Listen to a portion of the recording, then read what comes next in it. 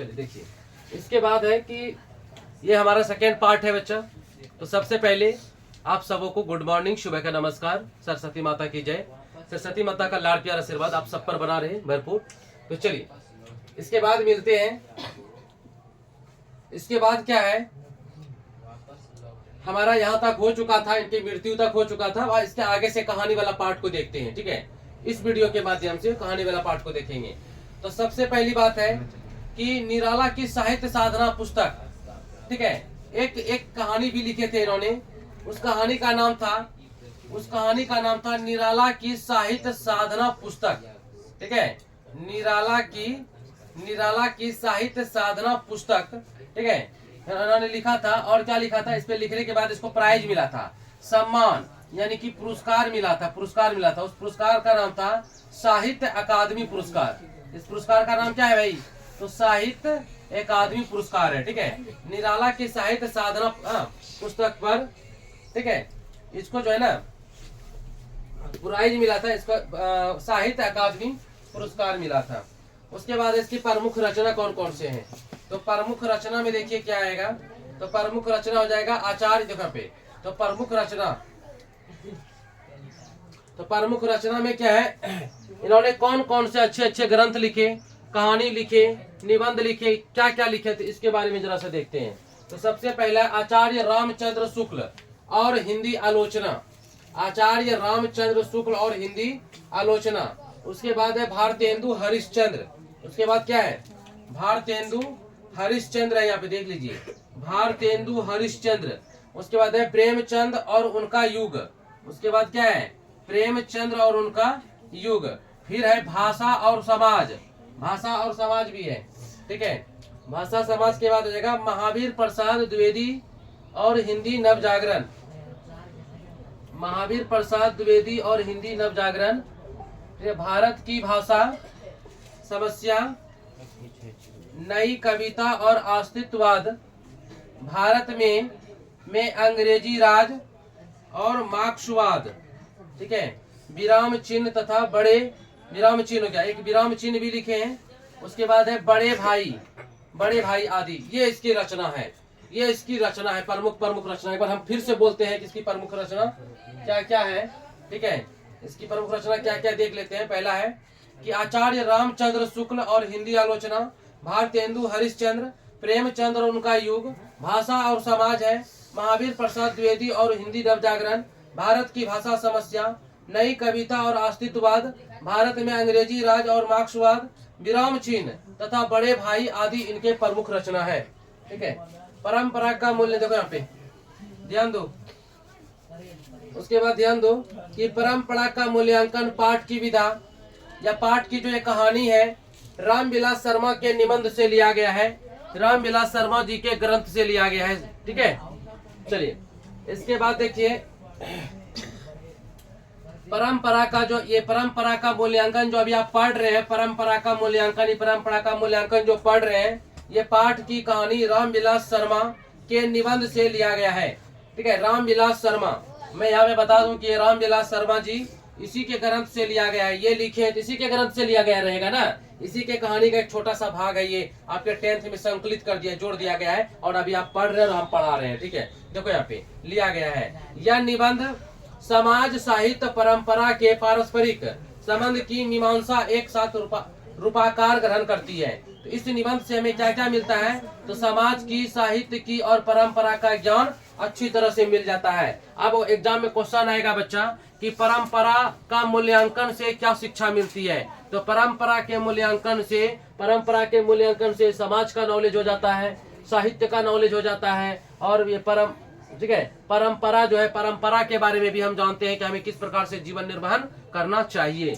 इसके बाद आगे देखिए, आगे में है बच्चा कि प्रत्येक व्यक्ति में परंपरा का ज्ञान यानी कि समझ व मूल्यांकन का विवेक होना, यानी कि ज्ञान होना, इसका विवेक का मतलब ज्ञान होता है, होना बहुत जरूरी है प्रत्येक व्यक्ति में। ठीक है, परंपरा का ज्ञान होना बहुत जरूरी है प्रत्येक व्यक्ति में किसका ज्ञान होना, बताओ, प्रत्येक व्यक्ति में किसका ज्ञान होना जरूरी है, बताओ, परंपरा का। अब पूछेगा, ऑब्जेक्टिव क्वेश्चन आएगा कि प्रत्येक व्यक्ति में किसका ज्ञान होना बहुत जरूरी है।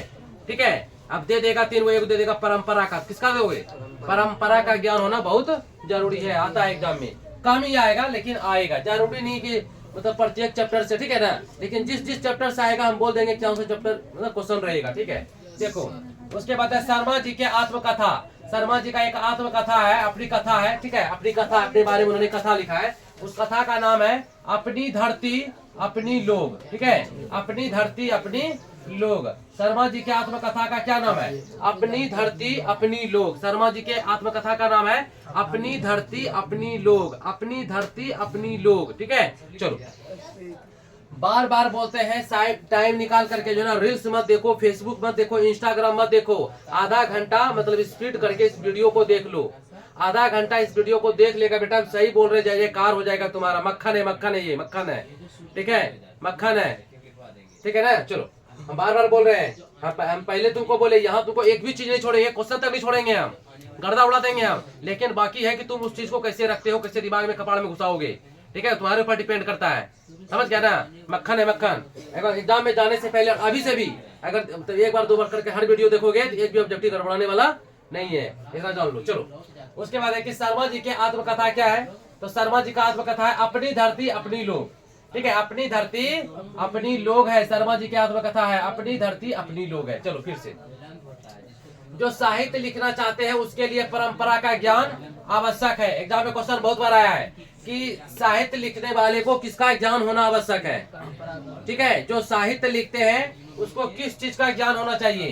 तो बाबू रे बाबू, जो साहित्य लिखना चाहते हैं ना, बाबू रे बाबू, जो साहित्य लिखना चाहते हैं उसको परंपरा का ज्ञान होना बहुत ही आवश्यक है। जो साहित्य में रचना करना चाहते हैं, जो साहित्य को लिखना चाहते हैं, जो साहित्य का ज्ञान रखना चाहते हैं, जो साहित्य का वर्णन करना चाहते हैं, जो साहित्य को लिखना चाहते हैं, उसके लिए सबसे पहले परंपरा का ज्ञान होना जो ना बहुत ही क्या है, जरूरी है, आवश्यक है, बहुत ही जरूरी है। उसके लिए परंपरा का ज्ञान बहुत जरूरी है। कहता है 9वीं से 10वीं सदी में जो है ना कवियों में बहुत अंतर हो गए, ठीक है। कहता है कि 19वीं से 20वीं सदी के बीच में, 19वीं से 20वीं सदी के बीच में जो है ना, 19वीं से कहने का मतलब ये है 19वीं से 20वीं सदी के बीच में जो है ना कवियों में, लेखकों में बहुत अंतर पाए गए, बहुत सारा अंतर पाए गए, ठीक है। चलो बहुत सारा अंतर पाए गए, बहुत अंतर था, भिन्न था, उसका भाषा शैली कुछ और था, 20वीं सदी के लेखक का भाषा शैली कुछ और था, है ना। तो इस प्रकार से बहुत सारे चीज इसमें अंतर पाए गए। देखो यहाँ पे हम अभी हम ये बोले कि 19वीं सदी, तो 19वीं सदी के जो लेखक हैं और जो 20वीं सदी के लेखक है, 20वीं सदी के, इन दोनों में ना बहुत अंतर पाया गया। इसके लिखावट में, इसके रचना में बहुत अंतर पाया गया, ठीक है। आप क्वेश्चन आएगा कि किस सदी के कवियों में या लेखकों में अंतर पाया गया, तो क्या बोलेंगे? 19वीं से 20वीं सदी के लेखक में या कवियों में अंतर पाया गया, ठीक है। कोई दिक्कत क्या? चलो उसके बाद है बच्चा, उसके बाद देखो यहाँ पे क्या है कि नकल करके साहित्य लिखना। नकल मतलब क्या होता है? किसी को देख करके नकल करके साहित्य लिखना, यानी कि रचना करना, ठीक है। निम्न कोटि का कार्य, यानी कि छोटा काम है, छोटा आदमी का काम है, ठीक है। इसका मतलब यही हुआ बच्चा, मान के चलो कि कोई मतलब कि ट्रांसलेशन बना रहा है और हम उसका देख के बना रहे हैं, तो कोई फायदा होगा हमको? कोई फायदा होगा? या कोई मतलब कि एक महान आदमी मेरे सामने है और वो रचना लिख रहा है, कहानी लिख रहा है, कविता लिख रहा है, और उसी रचना कविता को हम चोरी कर करके लिखेंगे, हम लेखा कराएंगे। तो हम अच्छा काम किए कि छोटा काम किए?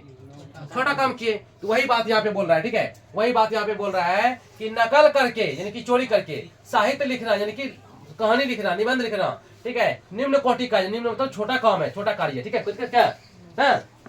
उसके बाद है कि यदि मनुष्य परिस्थितियों के नियामक ना हो तो, ठीक है, परिस्थितियां भी मनुष्य के नियामक नहीं होती है। मतलब ये हुआ बच्चा, बहुत अच्छा बात है कि अगर आप समय के साथ नहीं चलिएगा, सीधा सीधी छोड़िए उसको, आप समय को अगर अच्छे से यूज नहीं कीजिएगा, आप समय का महत्व नहीं दीजिएगा, आप समय पे नहीं पढ़िएगा, तो समय को आप नहीं समझिएगा, समय का आप उपयोग नहीं कीजिएगा, तो समय एक दिन आपको बर्बाद कर देगा, है ना? सही बात है ना? अगर आप अच्छे से समय का प्रयोग नहीं कीजिएगा तो वही समय आपको एक दिन क्या कर देगा? बर्बाद कर देगा। यानी आप समय के साथ परिस्थिति अच्छा नहीं बनाइएगा, फिर वही समय में आपका साथ समय आपका साथ नहीं देगा। तो वही यहाँ पे बात है। देखो कहता है यदि मनुष्य परिस्थितियों के नियामक ना हो, यानी कि समय के मतलब साथ ना चले ना हो, तो परिस्थितियां यानी कि समय भी मनुष्य का नियामक, मनुष्य के साथ नहीं चलती है। अगर आप समय के साथ नहीं चलिएगा तो समय भी आपके साथ नहीं चलेगा।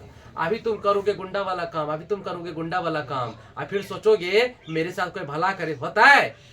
होगा जी? अभी तुम गुंडा वाला काम करोगे और तुम सोचोगे मेरे साथ कोई भला करेगा, कल होगा? नहीं होगा। तो तुम समय के साथ नहीं चला तो समय भी तुम्हारा साथ नहीं चला। ठीक है, बस वही बात है। चलो, उसके बाद है कि प्रतिभा, यहाँ पे देखो, साहित्य के निर्माण में प्रतिभाशाली मनुष्यों की भूमिका निर्णायक है। ठीक है, ये बात। अब क्वेश्चन पूछेगा कि साहित्य के निर्माण में किसकी भूमिका, ठीक है, निर्णायक है? किस क्या बोलेंगे? प्रतिभाशाली मनुष्यों की भूमिका निर्णायक है। ठीक है, उसके बाद हिटलर ने सोवियत संघ पर आक्रमण किया था। अब पूछेगा क्वेश्चन बहुत बार आया हुआ है कि किसने सोवियत संघ पर आक्रमण किया था? क्या बोलेंगे? हिटलर ने। किसने? हिटलर ने किया था। हिटलर बहुत ही एकदम खतरनाक आदमी था, छोटा सा मोच रखता था। ठीक है, कभी देखा होगा फोटो, देखे हो? कोई कौन देखा है हिटलर का? देखा है? चलो 10 में पढ़िएगा। ठीक है, वर्ल्ड हिस्ट्री में पढ़िएगा। ठीक है, विश्व इतिहास में जब पढ़िएगा ना, विश्व इतिहास में हिटलर का चर्चा आएगा। ठीक है ना, एकदम ऐसे उल्टा देता था एकदम आदमी को। चलो, तो हिटलर ने सोवियत संघ पर आक्रमण किया। ठीक है, आक्रमण मतलब लड़ाई किया। सोवियत संघ में बहुजातीय राष्ट्रीयता का पुनर्जागरण हुआ। फिर ठीक है, जब लड़ाई किया हिटलर, तो उसके बाद फिर वहां पे क्या हुआ? बहुजातीय राष्ट्रीयता का क्या हुआ? पुनर्जागरण, मतलब फिर से वो जाग उठा। फिर से पुनर्जागरण का मतलब था फिर से जाग जाना।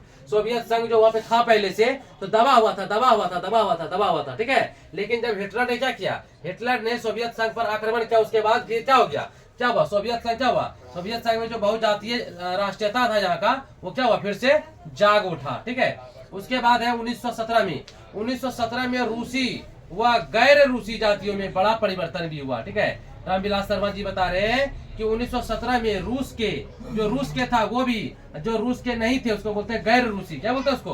गैर रूसी। रूसी व गैर रूसी। ठीक है, जो रूस के थे वो भी, जो रूस के नहीं थे वो भी, जातियों में बड़ा परिवर्तन हुआ, यानी कि बदलाव हुआ, बहुत बड़ा बदलाव हुआ इसमें। ठीक है, कहता है कि भौतिकवाद का अर्थ भाग्यवाद नहीं है, यह पंक्ति परंपरा का मूल्यांकन नामक निबंध से है, यह लिया गया है। ठीक है, अब पूछेगा क्वेश्चन, बहुत बार पूछा गया है क्वेश्चन। ठीक है, आप दीजिएगा, हम बहुत बार देख चुके हैं। ठीक है, यहाँ देखो, पूछेगा कि भौतिकवाद का अर्थ भागवाद नहीं है, यह पंक्ति किस पाठ से लिया गया है?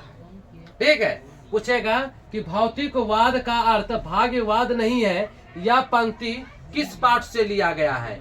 यह पंक्ति किस पाठ से लिया गया है? तो आंसर हो जाएगा कि यह पंक्ति कहां से लिया गया है? तो यह पंक्ति लिया गया है परंपरा के, कहां से? परंपरा के मूल्यांकन से लिया गया है। परंपरा का मूल्यांकन नामक निबंध से लिया गया है। ठीक है, उसके बाद देखो, उसके बाद है, ध्यान से देखो, उसके बाद क्या है कि जो लकीर के फकीर ना होकर, देखो बहुत अच्छी बात है, जो लकीर के फकीर ना होकर क्रांतिकारी साहित्य की रचना, ठीक है, करना चाहते हैं। फिर से बोलते हैं कि जो लकीर के फकीर ना होकर, यही बात एकदम इंपॉर्टेंट है, इतना बात याद रखना, जो लकीर के फकीर ना होकर क्रांतिकारी साहित्य की रचना करना चाहते हैं, हाँ, उसके लिए परंपरा का ज्ञान आवश्यक है। उसके लिए क्या है?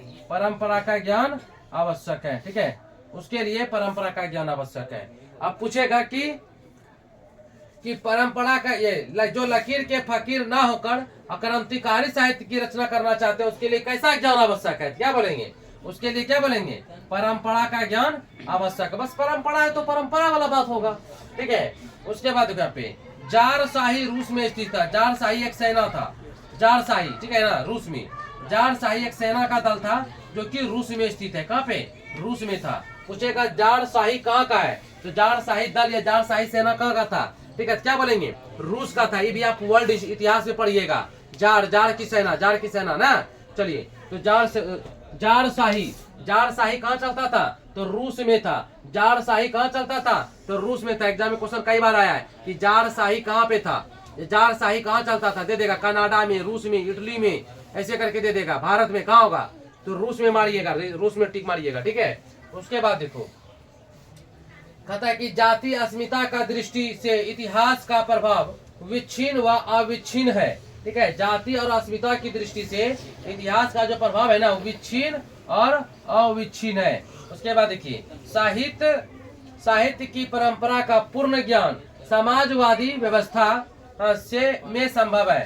साहित्य की परंपरा का अगर पूरा ज्ञान लेना है तो कहाँ से हो जाएगा? वो हो जाएगा समाजवादी व्यवस्था से में संभव है। समाजवादी व्यवस्था में संभव है। समाज व्यवस्था में मनुष्य और परिस्थिति का संबंध द्वंदात्मक है। पूछेगा एग्जाम में क्वेश्चन, कई बार पूछा है, क्वेश्चन भी आई है, पहले बोल दिए, ठीक है। पूछेगा कि मनुष्य और परिस्थिति का संबंध कैसा है? मनुष्य और परिस्थितियों का संबंध कैसा है? बहुत बार पूछा गया है, मनुष्य और परिस्थितियों का संबंध कैसा है? तो क्या बोलेंगे? द्वंदात्मक है। द्वंदात्मक है। मनुष्य और परिस्थिति का संबंध द्वंदात्मक है, ठीक है। उसके बाद देखो बच्चा कि हिंदी आलोचना को वैज्ञानिक दृष्टि प्रदान करने का, ठीक है, श्रेय रामविलास शर्मा को जाता है। ये भी क्वेश्चन है, यहाँ से क्वेश्चन पूछेगा कि हिंदी आलोचना को वैज्ञानिक दृष्टि प्रदान करने का श्रेय किसे जाता है? ठीक है, ध्यान दो। हिंदी क्वेश्चन यही है, हिंदी आलोचना को वैज्ञानिक दृष्टि प्रदान करने का श्रेय किसे जाता है? तो क्या बोलेगा? रामविलास शर्मा को जाता है। ठीक है, एक बार फिर से बोल देते हैं, एक बार फिर से देखो कि हिंदी आलोचना को वैज्ञानिक दृष्टि, हिंदी आलोचना को, हिंदी जगत को वैज्ञानिक दृष्टि से देखने लगा, वैज्ञानिक दृष्टि बना दिया। इसमें सबसे ज्यादा महत्वपूर्ण हाथ किसका था? सबसे ज्यादा महत्वपूर्ण हाथ किसका था? रामविलास शर्मा जी का था, ठीक है। उसके बाद देखो कि अस्मिता का अर्थ पहचान होता है। इसे पूछा है कई बार, आप लोग टेस्ट दिए होंगे इतना सारा, तो आपको शायद क्वेश्चन देखने के लिए मिला होगा कि अस्मिता का अर्थ क्या होता है। ठीक है, मिला है? कभी नहीं मिला है? चलिए, तो अस्मिता का अर्थ जो है ना, पहचान होता है। क्या होता है? पहचान। किसका? आप पूछेगा किसका अर्थ पहचान होता है, क्या बोलेगा? अस्मिता का। अस्मिता का अर्थ क्या होता है? पहचान होता है। बात समझ में आ रही है?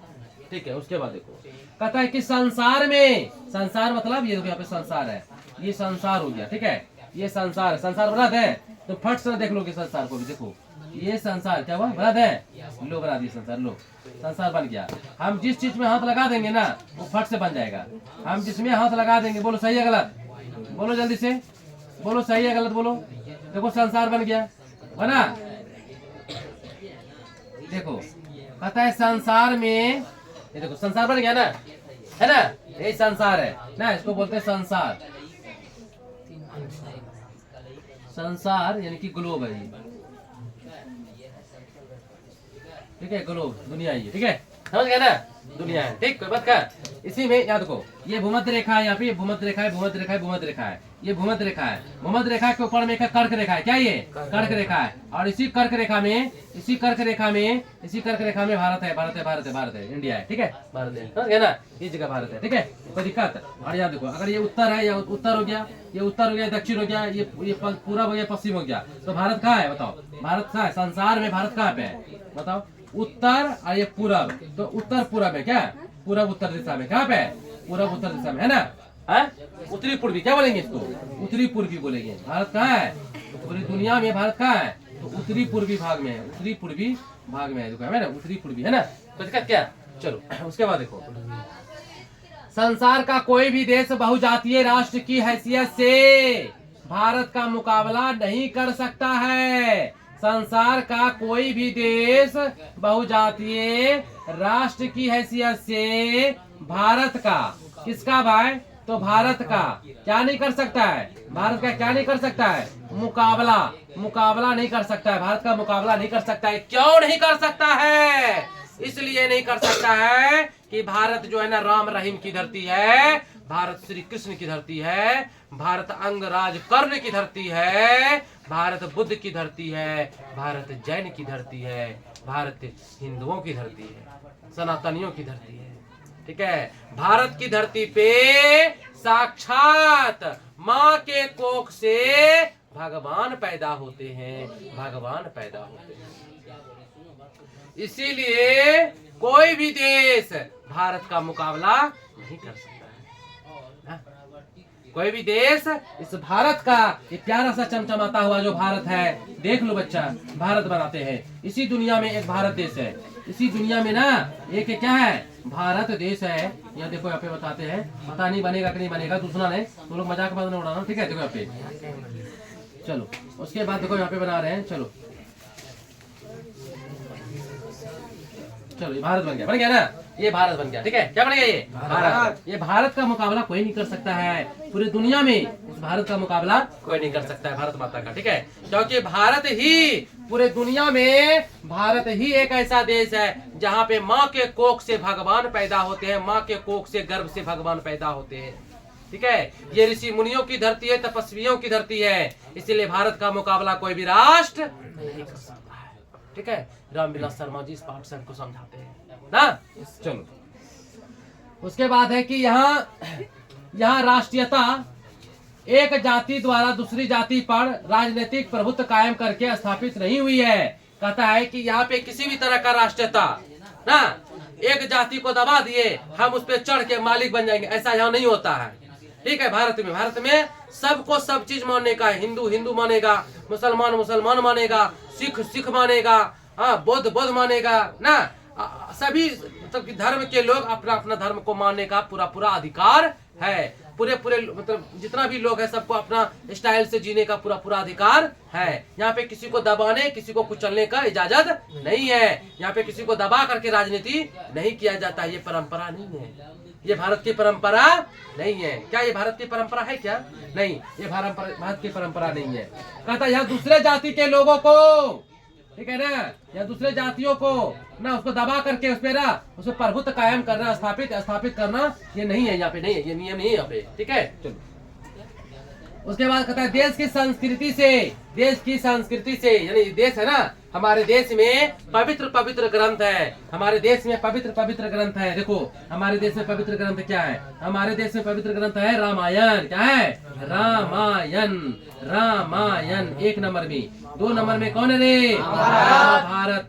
महाभारत है। और उसके बाद कुरान है। क्या है? कुरान भी है, कुरान है। ठीक है, कुरान भी है ना, चलो तो कुरान भी है। हमारे देश में ऐसे रामायण महाभारत और कुरान जैसे पवित्र ग्रंथ हैं। ठीक है, जिस देश में महाभारत हो, रामायण हो और कुरान हो, उस देश का बाल बाका नहीं हो सकता है। ठीक है ना, जिस देश में रामायण जैसे ग्रंथ हो, रामायण जैसे कल्चर हो, महाभारत जैसा ग्रंथ हो, कुरान जैसा पवित्र ग्रंथ हो, उस देश का कोई भी देश मुकाबला नहीं कर सकता है। बस समझ में। चलो कहता है कि देश की संस्कृति से रामायण व महाभारत को अलग कर दिया जाए तो भारतीय संस्कृति की एकता टूट जाएगी। ठीक है, अगर देश से रामायण का भावना निकाल देंगे, महाभारत का भावना निकाल देंगे, ठीक है, सब निकाल देंगे यहाँ से, तो देश में फिर क्या बचेगा? संस्कार रहेगा? कोई संस्कार रहेगा? सब खत्म हो जाएगा ना। है अभी देखो कि मेला उला में दुर्गा पूजा होता है, काली पूजा होता है, तो 9 दिन तक लगा देता है क्या? रामायण, ताकि लोग देखे, लोग अच्छा से सीखे, बढ़िया से जिए, है ना। इसी प्रकार से वही कहता है कि देश से अगर रामायण महाभारत को निकाल देंगे तो देश का एकता, उसका अखंडता, उसकी संस्कृति क्या हो जाएगा? नष्ट हो जाएगा, खत्म हो जाएगा, टूट जाएगा ना। समझ गए? तो चलिए आज यहीं तक था। अगले वीडियो में अगले लेक्चर के साथ मिलेंगे, अगला पाठ को लेकर के मिलेंगे। आप लोग एग्जाम में जाने से पहले 2 बार 3 बार कान में ईयरफोन लगा करके स्पीड करके थोड़ा सा बढ़िया से क्वालिटी में देखिए। एक भी क्वेश्चन आपका यहाँ से नहीं छूटेगा, एक भी क्वेश्चन बर्बाद नहीं होगा, सारा का सारा क्वेश्चन फंसेगा, एकदम 100% फंसेगा, इससे बाहर नहीं जाएगा, इतना जान लीजिए। अगर जाएगा तो हम आपको वचन देते हैं, अगर जितना पढ़ाएंगे उससे अगर बाहर चल जाएगा तो सारा पैसा वापस कर देगा निशु सर आपको, जाइए, सारा पैसा वापस कर देंगे, जाइए। लेकिन इतना सुनने के बाद भी अगर आपका अंदर में खून गर्म नहीं होगा तो फिर बेकार है। समझ गए ना। तो मिलते हैं अगले वीडियो में अगले लेक्चर के साथ। Thank you so much. जय हिंद।